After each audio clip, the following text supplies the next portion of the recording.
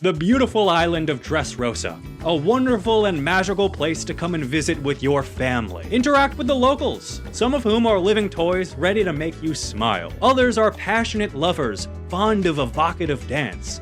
But be careful, because they're just as quick to tango as they are with a blade. Spend your time walking through the gorgeous flower fields, or take in a gladiatorial match at the historic Colosseum. If you're lucky, you might even have some of your belongings stolen by the fabled fairies of this gorgeous country. So, come and visit. And please just ignore all the enslavement, bloody death battles, mutilations of dissident citizens into obedient toys, and the brutal, insane pirate king of this land.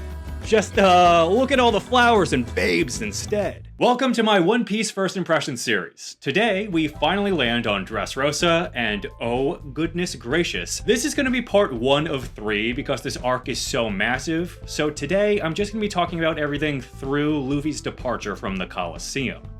Let's get right into it. We left Punk Hazard on a bit of a cliffhanger. Don Quixote Doflamingo's resignation from the Warlords and abdication of his rule over Dressrosa. Also, since all of Doflamingo's subordinates call him Dofi, I'm gonna start doing the same because goddamn is his name a mouthful. Dofi calls Law to arrange the return of Caesar Clown, and they agree to do the exchange on Greenbit, an isolated island north of Dressrosa. This exchange will be the perfect cover for the Straw Hats to destroy the Smile Factory in Dressrosa and ruin Dofi's relationship with the Emperor Kaido. That is the team's well-laid plan, and what we are going to witness get unceremoniously torn to bits by every possible complication. However, the Straw Hats aren't the only ones making plans now that Dofi has resigned. We also see the Navy discussing their next steps, and I wasn't expecting such a wonderful, delicious treat so early into this arc, but Daddy Oda decided to be generous. We see that Buggy the Clown has been made into a warlord. Just a little name drop, but then he pops up and talks to screen like Bugs Bunny before disappearing again. I mean, need I say any more? That man will be king of the pirates. I just know it. The crew finally arrives on Dressrosa, which seems to be a mix between ancient Rome and Spain, which I totally dug. This setting has a fairly unique look and color palette compared to other settings in One Piece, and despite some insane elements here or there, it feels grounded and lived in with an easily established culture that I was impressed by. The biggest standout though were the living toys. Both cute and creepy. I was not sure what to make of these colorful freaks when they were first introduced, but I have learned my lesson from Punk Hazard and Thriller Bark. Whenever we arrive at an island with insane mythical creatures, it's best to assume devil fruit until told otherwise. But the sentient toys did add to this wondrous feeling of a seemingly carefree land. When the crew touches down on Dressrosa, to make sure no one is recognized, they all wear the worst, most cartoonish disguises ever, and I absolutely adore how stupid they all look and how long these disguises last. I think the suit look is a really fun one for the guys. I particularly think Zoro looks quite dapper with his mustache. I love the sunflower Tommy Bahama inspired shirt Luffy is rocking, and I want one of my own. Even Law pulls off his silly little handlebar mustache and reveals a dope chest tattoo. Everyone else not in disguise looks fine, but none of their new arc outfits are standouts. Everyone gets assigned to a team, but naturally that immediately falls apart as most of the guys run into town, where everyone is taking in all the sights. Well, except for this guy. Boo! You suck! The boys all head into a gambling den, but Zoro has stopped to watch a blind man with a walking stick who is far more aware of his surroundings than you'd expect. Very rarely does a character get an intro like this, so it was clear he'd be important. Inside the gambling den, some Don Quixote family members try taking advantage of him, but Luffy ruins their scheme and things escalate quickly with this dude unleashing hell. He creates a massive hole in the earth that sucks all the Don Quixote punks down. Who is this? What is his ability? I had so many questions, but luckily, we don't have to wait too long to get answers. While this was going on, it turns out the place was robbed. Everyone is missing something, including Zoro, who had Zushi stolen,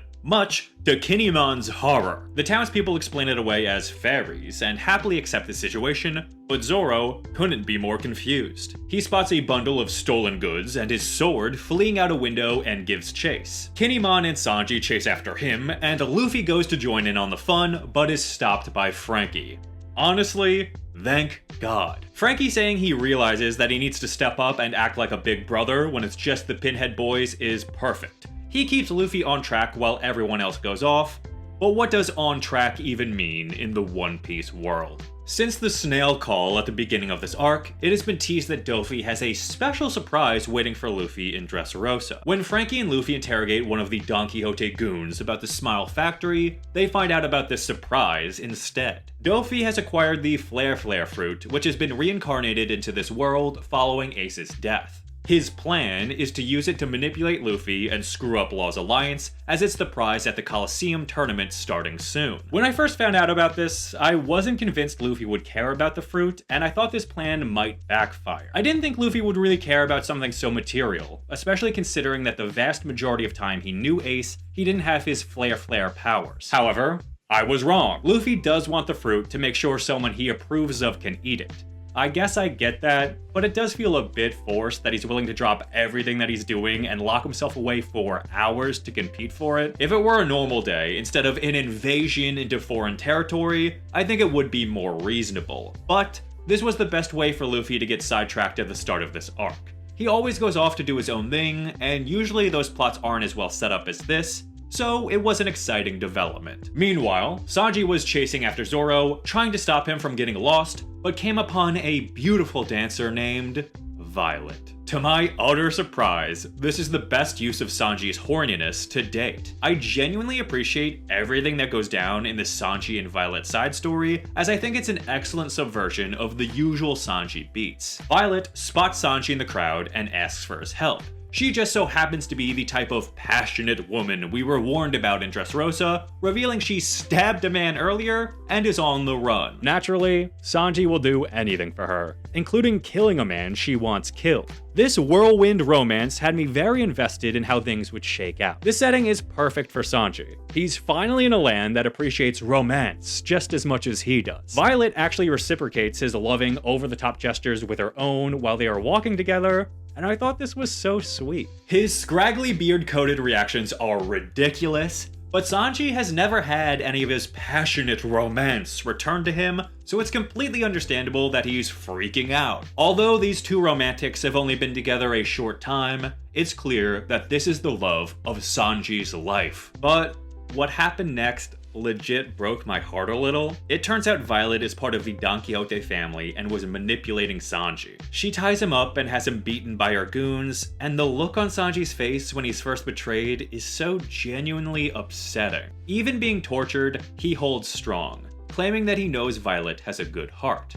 This is immediately undercut with an excellent joke. Turns out Violet ate the Glare Glare fruit and is quite the insightful woman. She looks into Sanji's mind to see the Straw Hat's plan, only to shriek back in horror at the most perverted mind she has ever seen. That's our boy. Sanji refuses to accept Violet as a bad person, which she chides him for.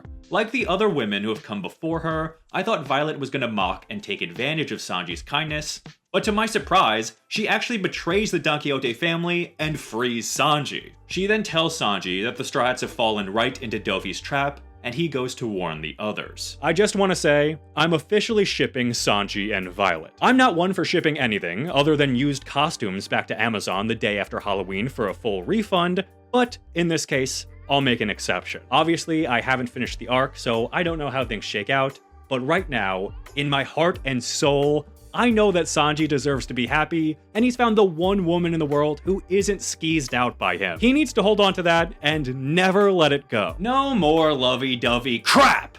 Now, let's see some ripped beefcakes pounding into each other. Along the way to the Colosseum, Luffy and Frankie run into a toy soldier who will become shockingly vital to this arc. Luffy then enters the tournament, but nearly writes his real name until he is stopped by Frankie, so we get the clever alias of Lucy going forward. At this point, it felt like the tournament was going to be a much bigger deal than I initially thought, because there are a ton of characters established here with their own reasons for competing. Honestly, this tournament could have been its own arc, and I would have been down for that.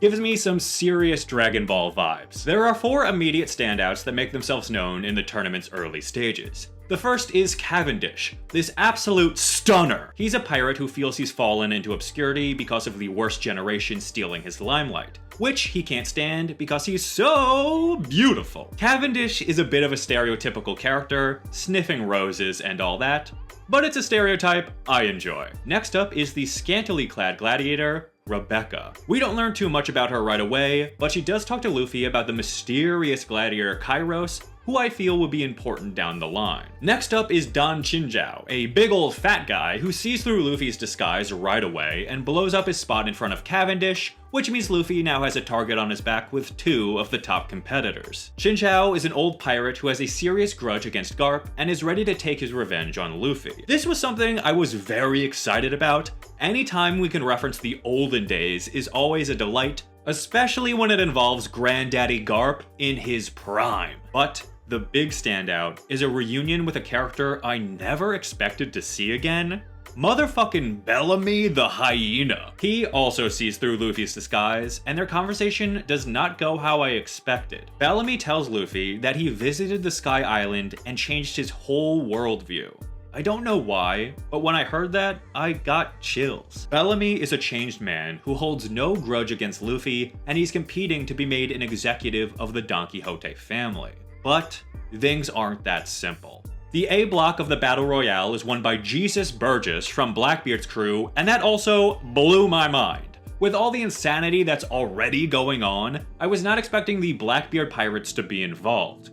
That's not all. The Block B round is won by the Barrier Man Bartolomeo, don't worry, I will talk about him later, which means that Bellamy is defeated. Afterwards, there is a really genuine and sweet moment between him and Luffy.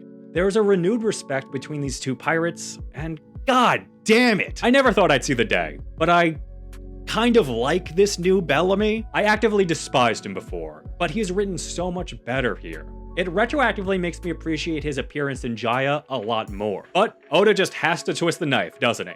Can't just let Bellamy have a new friend, can he? Since Bellamy lost, as a second chance to earn his way into the family, Doflamingo wants him to assassinate Luffy. Why do you have to play with my heart? Even outside the walls of the Colosseum, the island of Dressrosa is filled to the brim with enough insanity for everyone to enjoy. For instance, the fresh hell Law is about to find himself in. He is alone on Greenbit for the exchange of Caesar Clown, because along the way, Robin and Usopp got kidnapped by some fairies, which I will speak to in a moment. While waiting for Doflamingo, Law gets the most important call of his life from Sanji, who passes along everything that he saw in Violet's mind. Dofi's resignation was a ploy.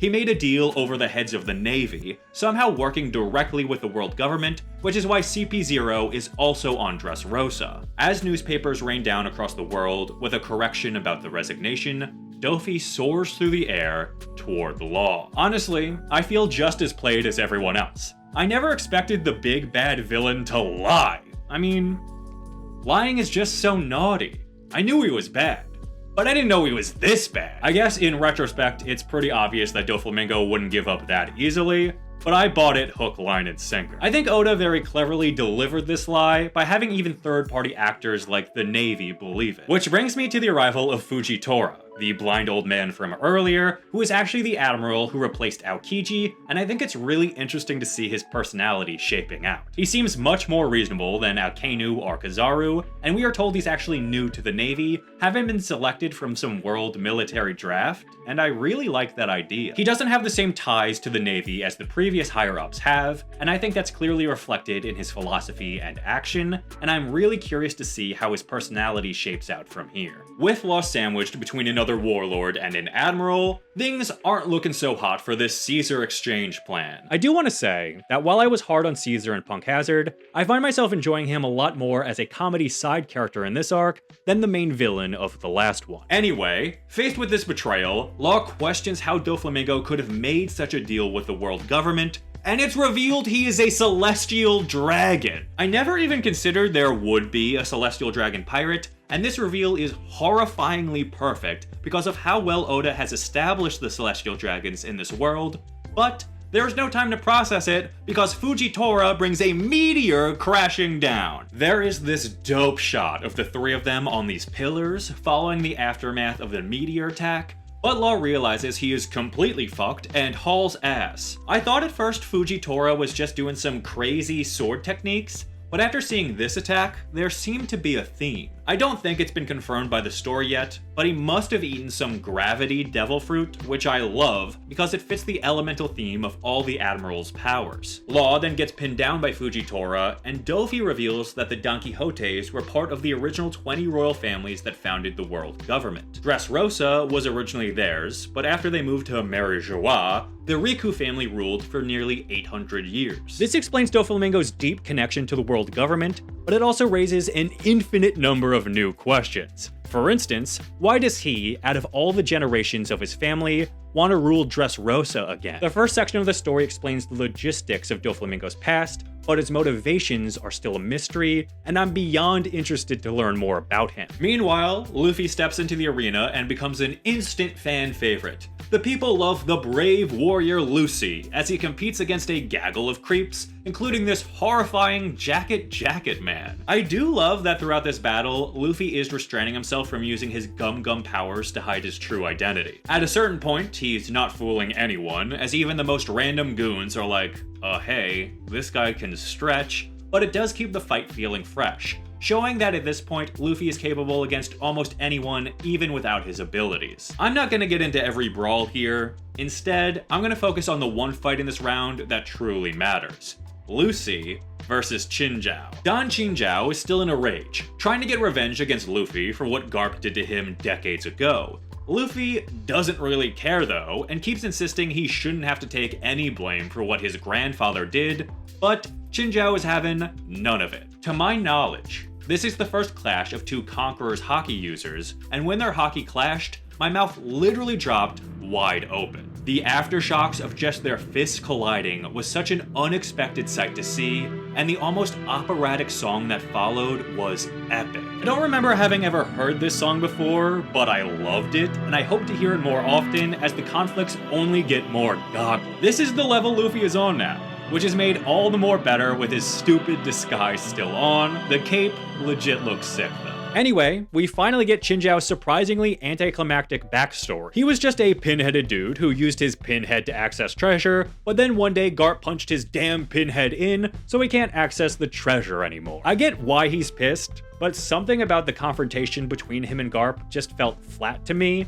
Really didn't live up to my expectation. Chinjao then talks shit about Luffy's generation and Ace, but praises Blackbeard, which I thought was strange. After all this, Luffy rocks this geezer's dented dome so hard he extracts the pin right back out, winning his round in the process. Overall, an impressive showing, but kind of an backstory for the main opponent. Let's just stop thinking about all the violence going on. Let's think of a happy place. Let's think of a wonderful and magical land filled with flowers and cute furry fairies. Luckily, there's just the side story for us. I've mentioned fairies a number of times, and as the arc has progressed, several of the characters have encountered these mythical creatures, which culminates in quite the unexpected plotline: a fairy war. Zora managed to chase down his sword, which caused the fairy who stole it to twist her ankle. Naturally, he had to carry her around town in every possible direction, except the correct one. Meanwhile, Frankie has been in talks with the toy soldier he met outside the Colosseum, who seems to know something about Doflamingo's Smile Factory,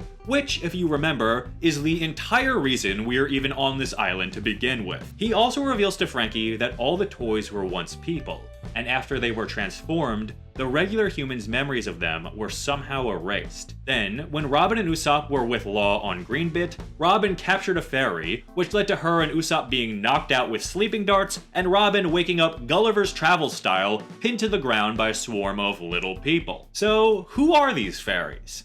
Well, they are the Tontada tribe, a proud race who live in the underground of Greenbit and have some serious beef with Doflamingo. They also nearly worship Mont Blanc Noland as a god, and that was very unexpected. A lot of Skypiea references in this arc. Since Noland was a botanist, he apparently visited Greenbit in the past and helped the Tontada tribe, so now they revere him as a hero. Without hesitation, Usopp uses this to his advantage, claiming to be Noland's descendant, Uso Land. Hearing this, the naive fairies free them, and are manipulated by our cunning pirates into thinking they are all descendants of Noland by adding land to the end of their names. The fairies enlist Usopp and Robin into their war, and fly out of this cute little airport on bugs, and it's just so adorable. And look at these foxes! I want one! They are heading off to Flower Hills, which is also where Frankie and Zoro are heading with their respective weirdos. Back at the Colosseum, there's still a ton of story to get through. First up, it's been revealed that Bartolomeo, one of the most hated pirates in the world, is a massive One Piece fan insert, and I was not expecting that at all. He's been obsessed with Luffy since the execution block in Logtown, and you know what? That's fair. So have I. He then sees Zoro and Kinemon outside, trying to figure out a way to contact Luffy, and his inner monologue, listing all the facts he knows about Zoro, is the exact way I'd react as well. I have to say, Oda did a pretty fantastic job with Barto's writing. He's then spotted by Zoro, totally fanboys out, and agrees to find Luffy. Meanwhile, Luffy has to deal with the aftermath of his match, which I found extremely interesting. First up, did I hear this correctly? Did Shinjao tell Luffy that he wants him to command his grandson's navy? Luffy doesn't hear this, but that's absolutely insane. Next up, Luffy passes Jesus Burgess and has a little snail convo with Blackbeard. This actually doesn't amount to much, so I'm wondering why exactly it was included in the story. There has to be a reason. There is still animosity between the two pirate captains, but nothing really seems to come from the exchange, so maybe something happens later on in the arc. Luffy goes off to eat lunch, which was kindly purchased for him by Rebecca, who then attempts to murder him, which he doesn't mind because he's stuffed full of free food. It's here that we finally get some insight into Rebecca. She wants to win the tournament to get the Flare fruit and kill Doflamingo. There are a number of injured gladiators imprisoned in the Colosseum and forced to fight because of their crimes. Rebecca is one of them because she's the old king's granddaughter and is hated because of her heritage. Luffy doesn't understand why people would hate her because of her grandfather's actions, but even he connects the blatant similarities between the two of them. He just had to deal with the same kind of grudge that Rebecca has to deal with on a societal level. Since this is so on the nose, it makes me wonder how much of this arc is going to be about generational grudges, sins of the father and all that. In flashbacks, we see that Rebecca was saved as a child on the night Doflamingo came to power by the toy soldier. They lived together on the run throughout her childhood, and he's the one who taught Rebecca how to fight. At this point in the story, since we have been told that the toys are typically forgotten loved ones, Rebecca doesn't seem to have a father, and the soldier is acting very much like her father, it was no surprise at all when it's revealed later on that he is in fact her father. But what intrigues me more than that reveal is who he actually is. My theory is that the soldier is the gladiator Kairos we first saw when Rebecca explained him to Luffy. It would make sense since no one remembers Kairos. The soldier trained Rebecca to be a great warrior, and Rebecca already has great admiration for Kairos, almost like she subconsciously knows. At the very least, the fact that Oda is keeping his identity a secret means he must be someone important. Anyway, round D starts and Rebecca enters the ring. This is where Cavendish steps up and shows off he's actually a decent dude when he isn't trying to suck himself off. He stands up for Rebecca, really giving it to the crowd about how shitty they are treating her and how they should respect her as a warrior. It doesn't really change their opinion and only serves to make them love him, which he loves, but hey, at least he tried. For the rest of this fight, the combat is kept interesting because Rebecca refuses to attack anyone. She only acts defensively to knock her opponents outside the ring. This is a lesson that was instilled in her by her mother. Never hurt anyone, and it is put to the test a number of times, but she always manages to pull through. The Block D round doesn't end in this section, but whenever it cut back to Rebecca's fights, I always found it titillating. During all this Colosseum, talking toys, and fairy madness, those on the Sunny haven't had it easy either. Nami, Chopper, Brook, and Momo are just chillin', doing their thing, when the inside of the Sunny is transformed into this trippy, abstract art piece. This is when we are introduced to Giola, some combination of Miss Merry Christmas and Kokoro, who even refers to herself as a mermaid. She is part of the Don Quixote family and ate the art fruit. so she can change anything she wants to fit her artistic vision. I thought this was a really fun power set to keep this part of the crew's story entertaining. She even manages to completely change how all these characters look in a really fun way, and completely fucks up the Sunny. During this scuffle, we find out that Doflamingo wants to capture Momo for some reason, which is extremely unexpected and quite horrifying for that little samurai boy. However,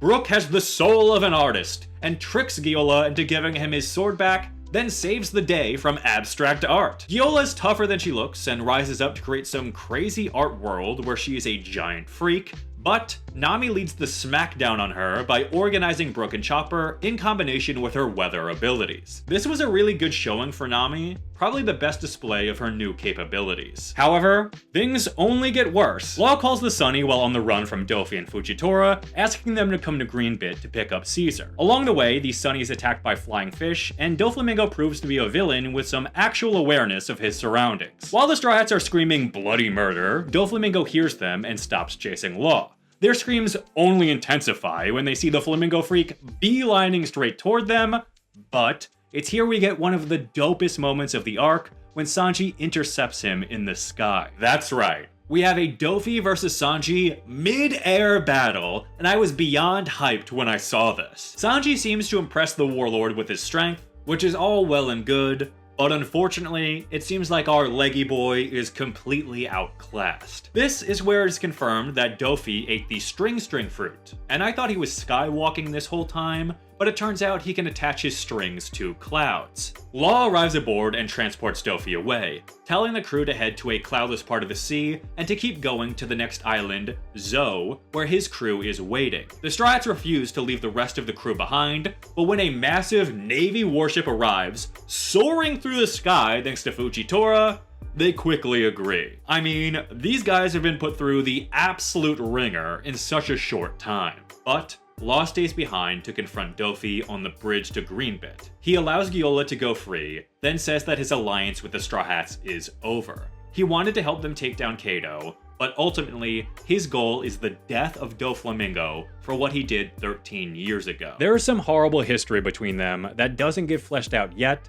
but when it does, I imagine it's going to teach us quite a lot about who both of these men are. So Law engages Dofi in a fight to stall him so the Straw Hats can destroy the Smile Factory, which for a reason that hasn't quite been explained, means that Kaido will immediately try and kill Dofi. Doflamingo asks Law why he trusts Luffy so much, and he says it's because, I know the D will blow up a storm again. A D! This reminded me that pre-time skip Law did refer to Luffy as D, which means he must have some idea what the hell is going on with all of that, and Dofi must too, because he grows absolutely furious at this statement. We may not learn exactly what Doflamingo is thinking, but we do learn pretty much everything about the last days of the Riku royal family, and it is some fucked up shit. Firstly, we see that the losers of the tournament are being tossed down into a pit of scrap and toys beneath the Colosseum. This is where we find out that one of the masked gladiators was actually King Riku, and I have to say that the image of the forgotten toys and ex-soldiers bowing to him in this scrap heap was powerful. This really hits the message home that Dressrosa may look nice on the outside, but that's only because Doflamingo buries the dissidents and treats them like trash, hiding all the dirty secrets beneath the surface. Meanwhile, the fairies, who are led by Toy Soldier, converge at Flower Hill with their respective Straw Hats, and this is when we get into their motivations. The Tontada tribe were forced to live as slaves underground for centuries by the Don Quixote family, but after the Void Century, when the Riku family came to power, the first king freed them, and as reparation for their enslavement, he established the myth of the fairies to justify them taking what they needed from the citizens. Now, Doflamingo has enslaved some of them again, and forced them to work in his Smile Factory. We are essentially told that the Riku family were perfect rulers for 800 years. While the kingdom wasn't prosperous, they never engaged in any war. I am kind of torn on this idea, and I wanna just talk it through. This isn't the first time that One Piece has established a perfect line of rulers before, and while it makes for easy thematic storytelling,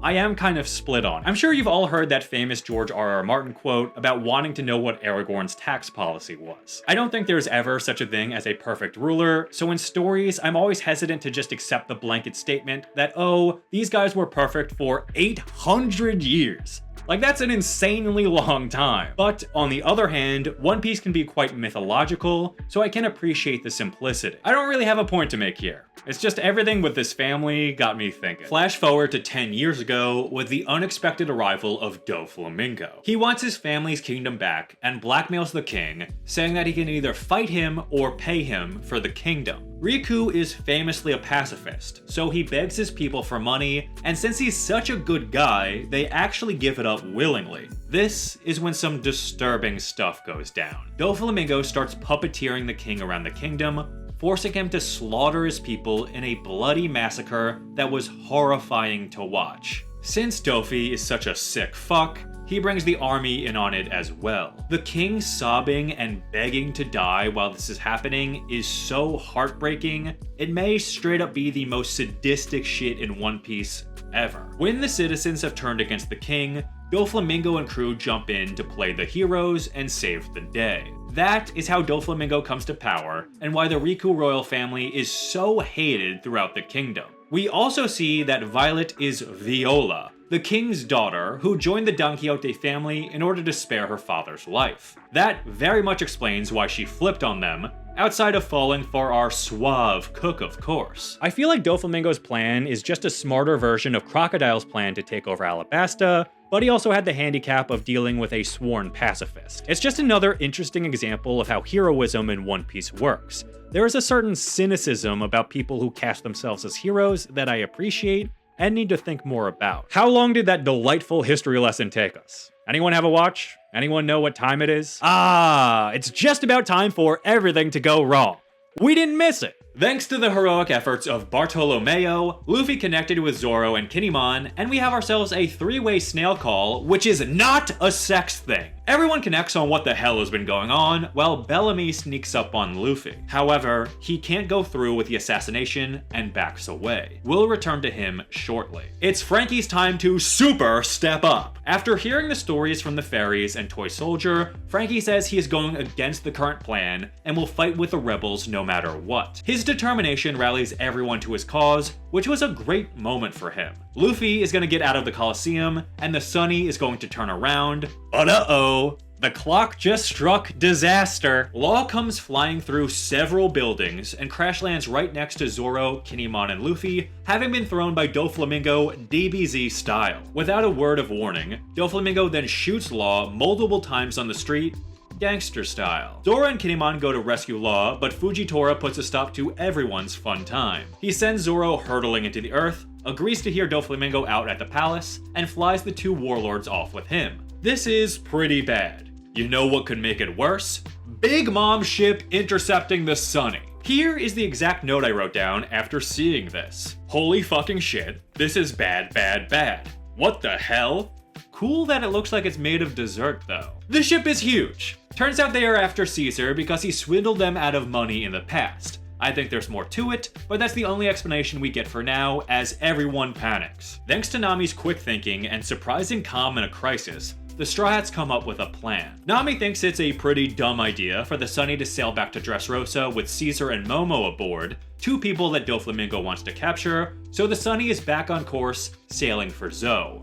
This is something I did not expect. Aside from when they got separated by Kuma, I don't think the crew has ever been on completely separate islands before, which is pretty exciting. Meanwhile, Luffy, Zoro, and Kinemon are going to head to the palace to free Law from Doflamingo, and the rest of the crew with Toy Soldier and the fairies will be executing Operation SOP. Sugar! Oversurprised! Panic! They plan to target the member of the Don Quixote family who can turn people into toys and scare her so badly that she goes unconscious, thus releasing her spell. I think it's a little weird that all she has to do is go unconscious for her ability to revert. It's not like when Luffy goes unconscious, he loses his rubber powers, but at the same time, I guess we can't have our heroes getting excited for child murder, so I'll accept it. Franky changes his hair to combat hair, and all teams are go. God, I love him. Now, I must be one silly goose. Here I was thinking that the Straw Hats, 2 warlords, an admiral, his marines, and the capital ship of an emperor was more than enough to keep this story engaging. Well, I guess I'm just supposed to accept the fact that Sabo is here without suffering a heart attack. My god, this arc is throwing everything at us. As I discussed in my post-war video, I knew that Sabo wasn't dead, but now of all times he decides to pop up here in Dressrosa? I didn't quite understand why until his formal introduction, but there is another blonde beauty we need to focus on. After Bellamy didn't go through with the assassination, he's nearly killed by Dillinger, one of Doflamingo's peeps, who confirms that Dofi ordered Bellamy killed. In a flashback, we see just how eager Bellamy was to join Doflamingo's family, and while Dofi encourages him, he is secretly laughing to camera. He never believed in Bellamy. He was just using him. That's fucked up. You know what? Bellamy doesn't deserve this. How dare you, Doflamingo? This is his dream! Luckily, Bellamy is saved by Bartolomeo, and they run into Luffy, who's looking for a way out of the Colosseum. Bellamy tells him there is no way out, but if he follows him, maybe he can escape. This cryptic explanation is interrupted by the arrival of a dapper man who tells everyone that the Flare Flare fruit is his. It takes a moment, but when Luffy recognizes Sabo, he begins to break down. Surprisingly, there is then a quick cut to Luffy outside the Colosseum, somehow escaping off screen, and he's still so happy to see that Sabo is alive. Inside the Colosseum, Sabo has taken on the Lucy disguise and is ready to compete in the tournament for Ace's Flare Flare fruit, being the perfect person to inherit it. Not only that, but we see Koala is here, and honestly, that was the first break in my dam of manliness. I don't know why, but seeing her all grown up brought a tear to my eye.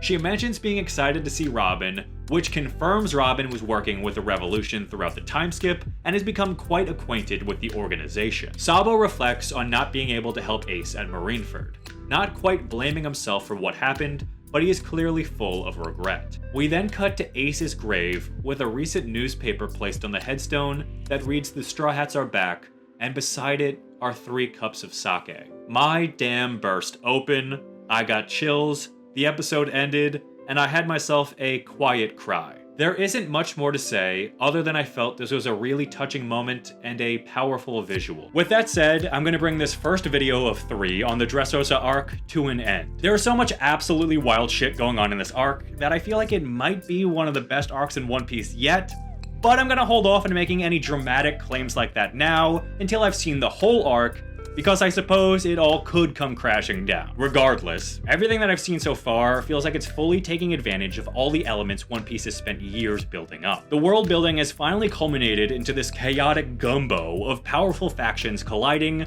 with the Straw Hats in the center of the storm, and I couldn't be more excited to see how it pans out. Of all these forces, I'm really curious how Sabo is going to be utilized going forward, and if Sabo is here, that could open up the doorway for Luffy to finally meet Dragon. And if that happens in this arc, I think my head might actually explode. Thank you so much for watching this video, and until the next time, I'll shut up.